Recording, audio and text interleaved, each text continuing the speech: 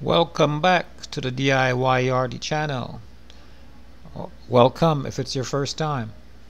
In today's video I am working on a vehicle with a no start condition, which I've already tested and I've came to the realization it's a bad starter. So this video is showing you how to go about replacing that starter. It's a 2007 Mercedes GL 450. Alright, the tools you're going to need for this job is the needle nose or bird beak pliers, some 3/8 extensions, 3/8 wrench, screwdriver, 13mm wrench, 10mm wrench, and a E14 inverted socket, a jack stand, and your jack. Alright, so get into this. Always say you want to jack your car on a solid part of the body.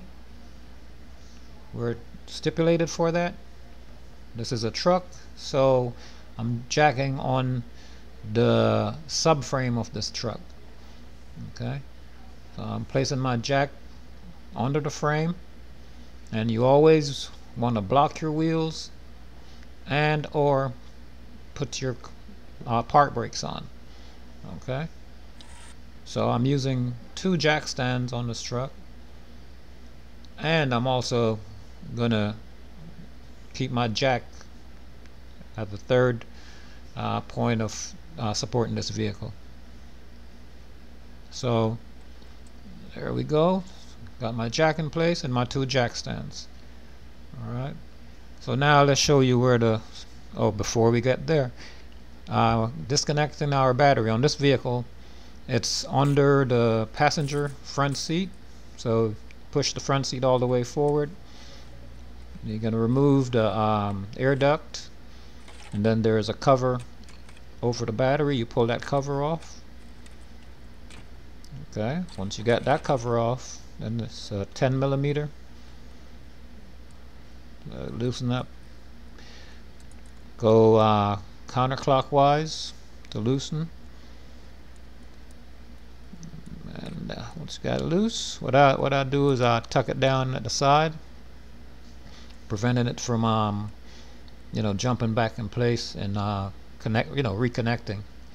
So tuck it down there and make sure it's down there nice and good. Okay, so now we're under the car and we're on the front passenger side. The starter is right there next to those lines. I'm going to touch it in a second and show you. It's bolted onto the transmission facing backwards, so that's the starter, and above the starter there is a transmission. So this starter, it has like the Torx head bolts, so you need the inverted Torx socket to pull these bolts, and that's the E14. Okay, so we have a 3/8 extension. Got that loose, pulling those out of there, and it's a pretty tight area to working on this car. Sometimes you have some starters that are real easy to get to, other times there are some that's a real pain. This one isn't that bad. It's bad, but it's not that bad. I've had way worse. Okay.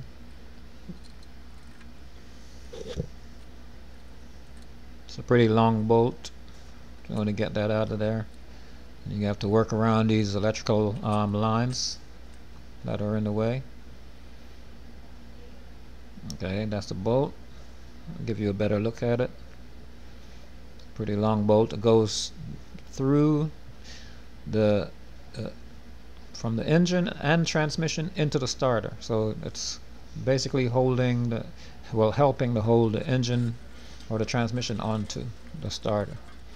That heat shield I had to remove, get a little more space. 3 10mm bolts that hold that in place. Like I said, the starter is in a really tight spot, so trying to get some more room to move around.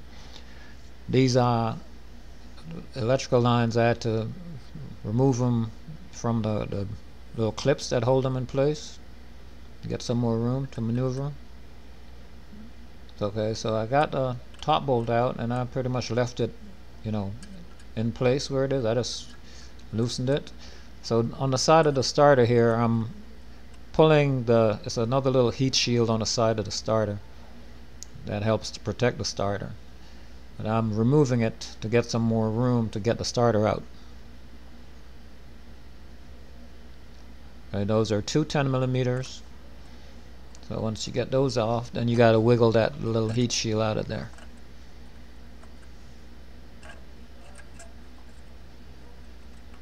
Kind of a tight fit, but you can get it. Alright, the heat shield's out. Okay, so to get the starter out, you're going to push back, and you got to pull the back of the starter down. It's a little tight getting it down, but it takes a little patience. Push back, pull down. It's a really tight fit, so you gotta take your time and be patient. Okay, here we come. It's coming down. There we go, and she's down. Now we're still going to do some more work to get it out of there. So we got to disconnect the power wire.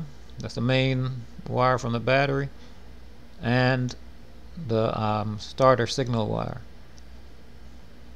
So it's not enough space to get to the nuts that hold these wires in place. So we got to remove this bolt that's actually holding the 12 volt 12 volt battery power wire. So what I'm doing is taking that bolt out of there to free up a little bit of play on this cable, so I'll have more space to work with the starter. So I put that bolt back in the block. I actually used a 10 millimeter wrench to pull that. Alright, so see, now I have a little more space. So okay, that's the 10 millimeter. That is the signal wire that I'm pulling right now, the starter signal. That's a 10 millimeter, so get that off of there. Okay, and the next thing we're going to pull is the 12 volts.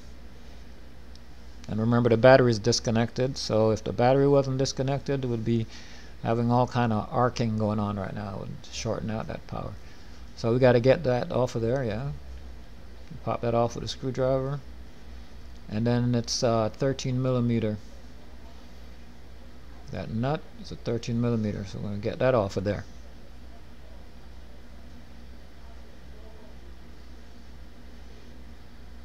Okay, got that loose. Now everything is a little tight. The starter probably never been changed before, so looks like the original.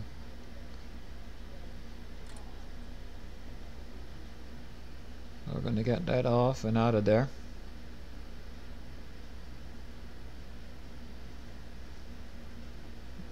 Alright, got him loose, and here we go. Starter's out. So even though I ran some tests with the starter in the car, I like to test the starter once I have it out of the car. So I use a jumper cable, ground from the battery, just like you're doing a jump, but you connect the ground to the body of the starter, connect the positive to the screwdriver, touch the screwdriver across the main pole and the starter signal pole. I connect it and I touch it there. I play around with it to see, because it's supposed to be kicking.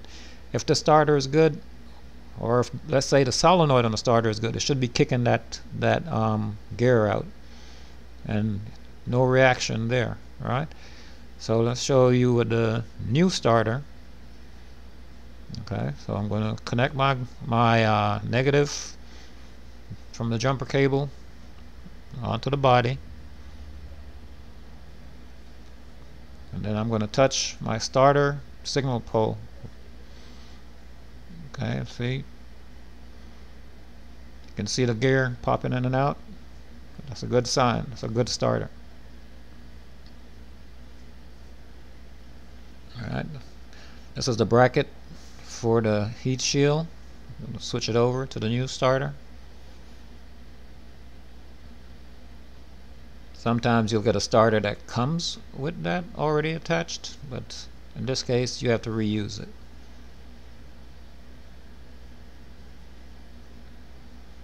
Alright, so we're getting the new starter back in the car.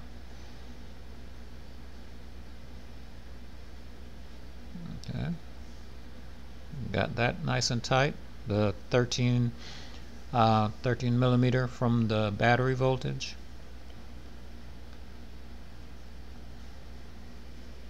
Alright, now we gotta, okay, well, I've already done it. I'm just showing you that I did it already. I got the signal wire in place. So now I have to reconnect this strap. Okay, so I left the screw up there so that it's right there. Now I was ready to reattach it. Alright, so that's back in place.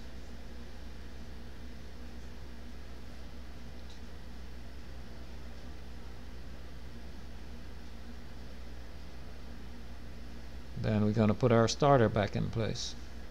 So we're going to have to do the reverse of what we did to take it out. So pulling it out, we pull the bottom end down and the top end up, right? So we have to put the top end first and then the bottom up. So we're doing the reverse of what we did to get it out. Okay. So like I said, it's a tight space, so you gotta play with it a little bit, wiggle it a little bit to get it back in. Take your time, and there we go. We're back there again. So now you gotta hold the starter and get one of the bolts started. Once you got the bolt started, you're good. You don't want to tighten it up. Alright, so now we're putting our heat shield back onto the starter.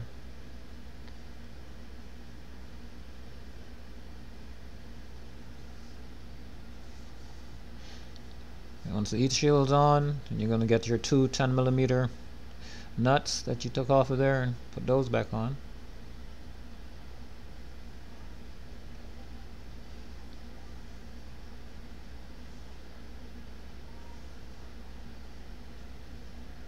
Alright, getting those in there.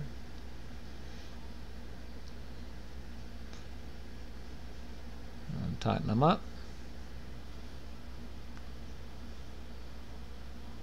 And use a 10 millimeter box. Get them nice and tight. Alright, after we get them nice and tight, now we can tighten our starter in place. So just if you look up at the top of the screen, you can see the top starter bolt.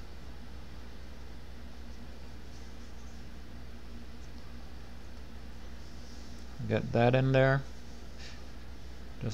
Just want to get it started. You don't want to tighten down on it because you still have the second starter bolt to get in place.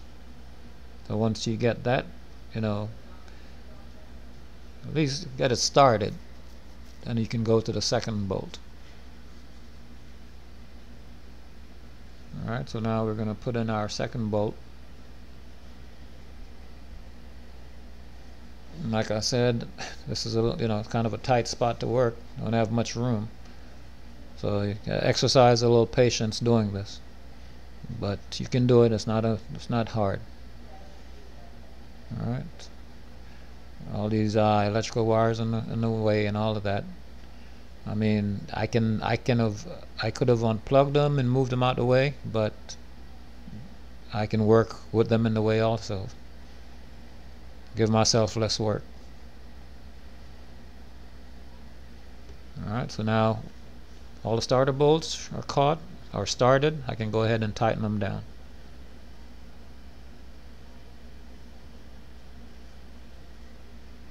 It goes together a lot faster than it came apart. That's one thing I can say about most of these jobs. If you're accustomed to doing these jobs, then you know shortcuts sometimes. When it's your first time, then you learn, these lines I had to take apart, the electrical line I had to take apart, to get some more room to move these little brackets out of the way. So you have to use your needle nose to reclamp it shut. I was trying to do it with my fingers, but nah, not strong enough.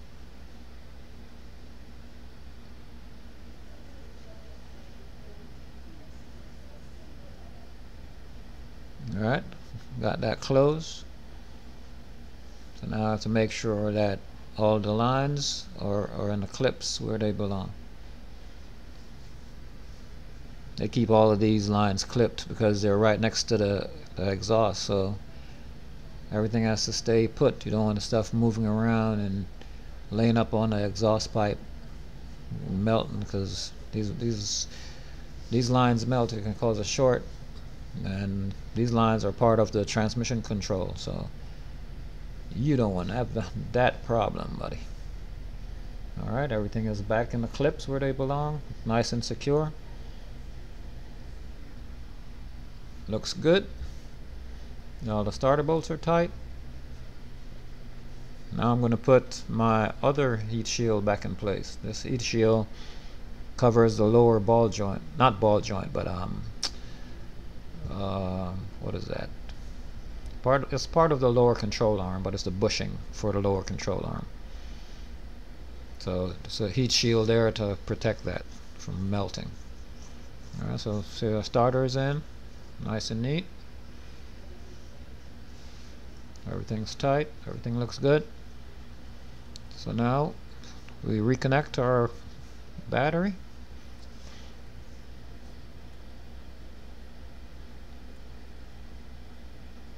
Push down on it, make sure it's on there nice and snug. Then we tighten them down. And the material that hold these the battery terminals are made of, they're not very strong, so you don't have to like really torque down on that too much. Just snug. Okay, there we go. That's nice and tight. So now we're going to put the cover back over the battery, so cover plate.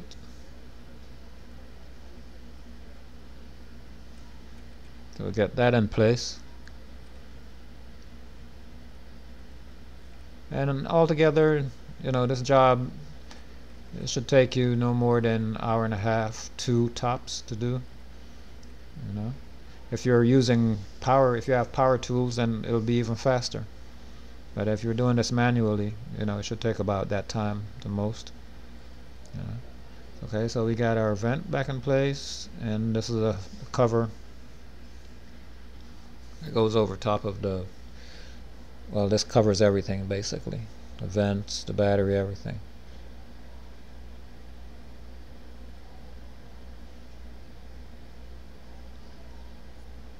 And that mess on there was there before. That's not me. Okay, that grease wasn't from me. That was already there. Alright, so just trying to make it look a little neat.